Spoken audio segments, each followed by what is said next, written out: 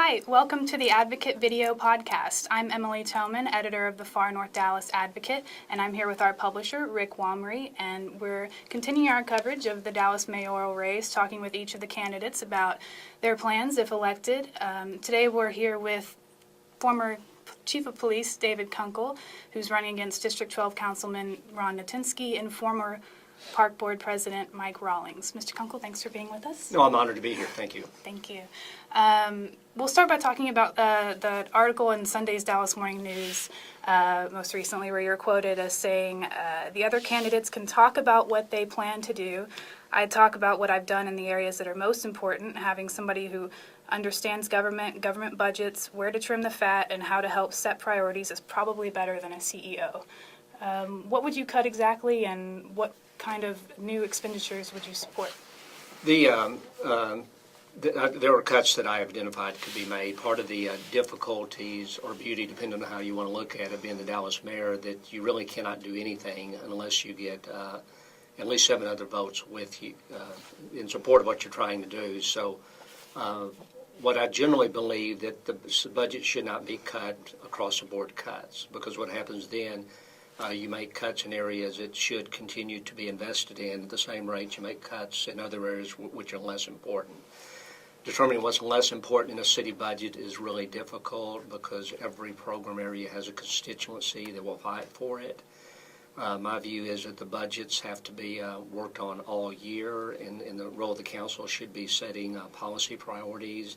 The staff should be giving alternatives to the council, and with all being driven to a point that, based on projected revenues, that the city's budget stays within budget. I think that the last 10 years should have been Dallas's time because of growth in North Texas, and to a large degree it was not. But this next 10 years, we just can't miss our opportunities to grow and prosper, not just in the North Texas region, but in the city of Dallas. So as far as specific budget cuts, I know cuts that could be made in the police department and efficiencies created, and sometimes you can't do that because there is a history or somebody had done something 5 or 10 or 15 or 20 or 30 years ago when it was politically difficult, so you can't do things today. And I think coming in, there has to come in with no sacred cows and a very look at the budget both to make things more efficient, but also to find activity that the city should not be doing in compared to others. Anything specific you can tell us in terms of the cuts or the no sacred cow stuff? Yeah, I think the no sacred cows, you have to start with the police and fire departments, only because the typical reaction is we're not going to cut police officers, firefighters' positions. And like any big organization, the police budget's about $450 million. There are things that the department does that are less important than others. One of the frustrating things that all the chiefs have had that I know of is that you bring civilians into the department to do administrative jobs, and then when budget become tighter, people say we're not going to cut any officers, and so what happens is then you cut civilians and you got officers doing administrative work, which isn't the highest and best use of their time, and so there are things like that can be done. One of the things that on the police side that has frustrated me are the fact that DART, DISD, particularly have their own police departments with their own administrative cost associated with that, and a duplication of service, and I believe that you could save significantly money in DART and DISD, and the City of Dallas could get reimbursed for the services they provide in those areas, and could be done in a way to make all those public safety areas more effective than they are now. Now that kind of sounds like you're acting a little bit like a CEO because there's certainly some resource allocation deals, but you have to get DISD and DART in this case to buy into that. You do, yeah. You'd have to develop memorandums of understanding. I mean, they have specific. The reason those agencies were created because the Dallas Police Department didn't do a good enough job meeting their specific needs, but you can find a way to put exactly the amount of resources they're willing to pay for and think they need into each of the schools or along the trains or in the DART rail stops or doing enforcement in the HOV lanes. and then DART and DISD will get the direct service return based on what they invest. And we know you know the police department. Any cuts or any changes in the other parts of the city? Yeah, one of the areas that I've heard people the most frustrated about as they're going about the city has to do with the building permits and building inspections and the fact that it takes 4 or 5 times longer in Dallas to get the same permit that it would take in the suburbs. And my understanding that's gotten worse, and this is an area where sometimes the city does things kind of at cross purposes, but with all these beer and wine permits that they've removed people who are very trained building inspectors to process those, but it's actually shut down the abilities of small business owners to get a permit or an inspection. It's interesting. Well, in talking about the way things have been running so far in the past few years, what are your thoughts on the way City Manager Mary Soom has been running things over at City Hall? No, I think Mary does a good job.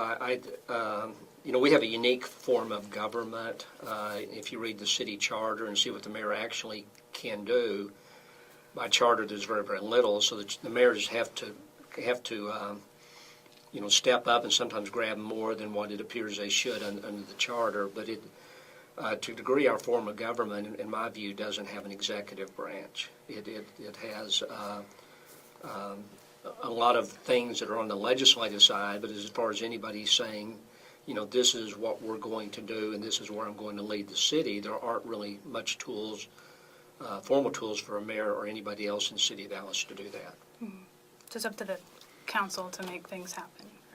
Well, you've got to get at least 8 people to agree with you and to do very much. And that's different than a lot of most big cities have strong mayor form of government, which the mayor serves in an executive role, and then but at the same time that happens, you still have to have the city council approve budgets and ordinances, and so there are controls put in place. Okay. Well, so far you've worked to set yourself apart from the other candidates as sort of against the CEO as mayor type of model that we've seen. But how would you tackle the business side of things if elected mayor and try to help bring these major companies to Dallas and that kind of thing? Yeah, I think the major companies are important. They help. They give us bragging rights and they are important because they frequently will bring high-dollar jobs, but they generally don't bring very many jobs. And if the employees and the executives don't live in the city of Dallas and don't spend money in the city of Dallas, then we probably don't get very much benefit from that. So I'm not diminishing the importance of the large corporation because they are important. But our economy is going to be driven on the backs of small business people, like your business here. Is creating jobs and economic generating money through the economy and doing in this multiplied tens of thousands of times is what really drives the Dallas economy.